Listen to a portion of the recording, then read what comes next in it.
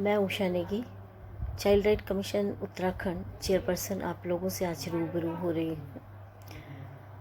विषय हमारे सामने गंभीर है।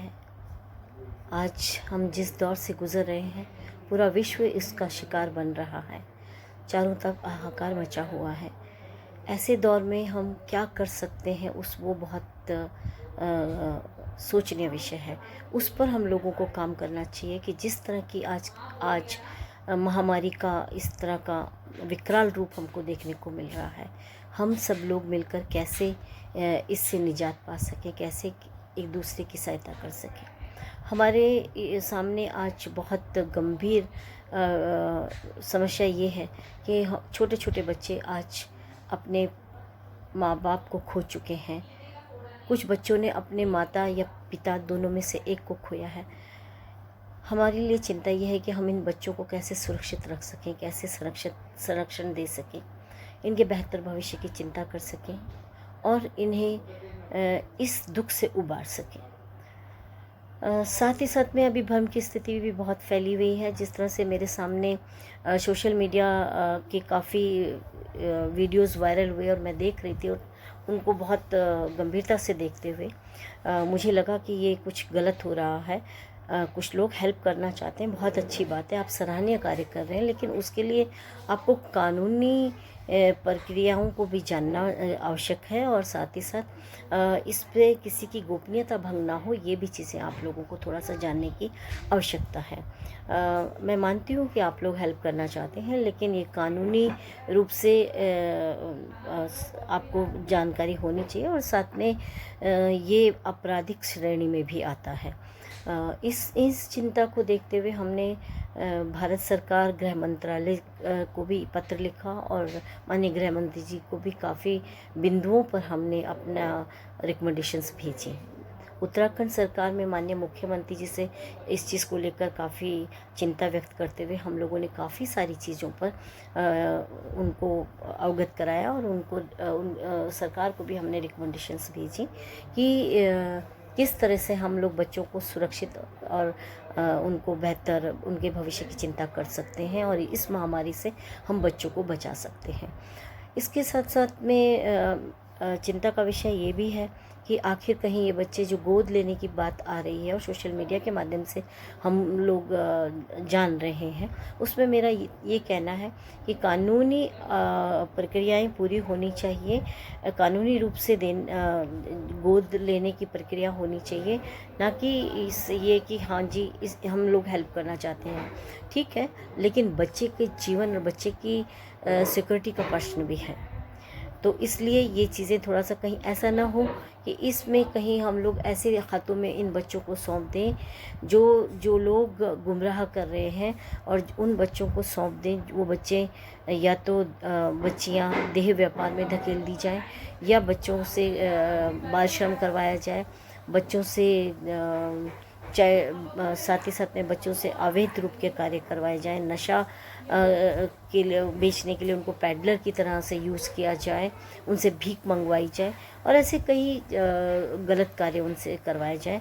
इस तरह की गलत हाथों में ये बच्चे ना पड़ें, इसके लिए हम लोगों को बहुत सचेत होकर काम करने की आवश्यकता है। उसके लिए हम लोगों ने डीजीपी उत्तराखंड को भी लिखा और उन्हें भी काफ़ी मामलों में दिशा निर्देशित किया गया है आयोग की तरफ से कि इन सारी चीज़ों को देखा जाए और जो परिवार इफ़ेक्टेड है, जो पेरेंट्स इफ़ेक्टेड हैं, वो पेरेंट्स कम से कम जब एडमिट हों तो कम हॉस्पिटलाइज्ड हों तो वो कम से कम अपनी पूरी जानकारी पुलिस को दें, ताकि पुलिस को देने के साथ साथ CWC को भी दें और चाइल्ड हेल्पलाइन को भी संपर्क करें, ताकि कम से कम बच्चे सुरक्षित रह सकें और बच्चों की हेल्प हो सके। ऐसे अवस्था में पेरेंट्स अगर हॉस्पिटलाइज हैं तो कम से कम वो इस हॉस्पिटल्स को भी अपने बारे में सारी की सारी जो है अपनी आइडेंटिटी के साथ साथ में सारी चीज़ें वो उपलब्ध कराएं कि अब बच्चे जो हैं घर में हैं, किसके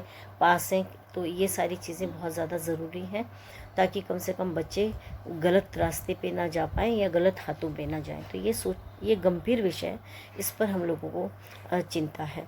सरकार के द्वारा काफ़ी अच्छी योजनाएं हैं, उन योजनाओं के माध्यम से हम लोग इनको बेनिफिट दे सकते हैं, लेकिन सबसे पहले हमें इन बच्चों को इस दुख से उबारना होगा। उनके सामने उनके पेरेंट्स चले गए और कुछ बच्चों को ने तो अपने पेरेंट्स को देखा तक नहीं, तो वो बच्चे बहुत ज़्यादा इस समय बहुत ही दुख में हैं और डिप्रेशन में है। तो उन बच्चों को हम लोगों को साइकोलॉजिकल ट्रीटमेंट देने के साथ साथ में उनकी काउंसलिंग करने की ज़रूरत है और उनको इस दुख से उबारने की ज़रूरत है। तो ये सारी चीज़ें हैं, इन सारी चीज़ों में हम क्या हेल्प कर सकते हैं वो हमें समझने की ज़रूरत है। कैसे हम इन बच्चों को, अगर कोई इन बच्चों को एडॉप्शन में लेना चाहता है तो उसकी प्रक्रिया क्या है, उसके बारे में भी हमें कानूनी सारी चीज़ें समझनी पड़ेंगी। कानून क्या कहता है, हिंदू एडॉप्शन एक्ट में तो डीड की जाती है इसमें, और उसमें ज़्यादातर हिंदू